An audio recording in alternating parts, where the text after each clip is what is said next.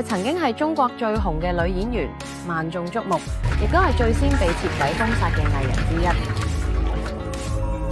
一張稅單，佢從頂流變成失蹤人口，媒體封鎖，品牌撤資，冇人敢提佢嘅名。6年之後，佢翻嚟啦，今次唔係中國市場，而係直接殺入荷里活。2018年，范冰冰捲入震驚全國嘅陰陽合同事件，被重罰近9億元人民幣。一夜之間，佢從主角變成國民公敵，冇道歉記者會，冇辯解訪談，佢就咁從娛樂圈消失。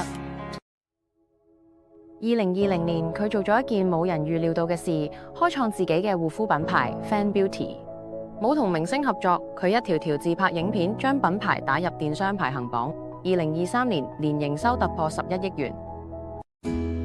2023年，佢帶住以女同志電影《綠夜》拼翻身打入柏林影展，可惜女激情戲票房卻慘敗。佢希望用演技證明自己，同唔一定靠中國市場。2024年，佢加入由 Liam Neeson 連恩尼遜主演嘅《Ice Road Vengeance》，正式進軍歐美市場。佢能夠喺跌落谷底之後重新企翻起身，呢種堅持嘅精神真係值得學習。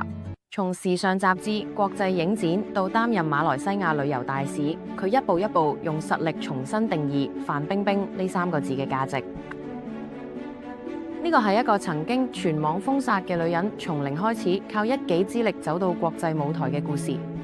佢冇反擊，都冇公開控訴過任何人，佢只係用沉默去證明真正嘅強者唔需要吶喊。范冰冰重返幕前，你又有咩睇法呢？你認為佢仲有冇機會喺內地重新出發？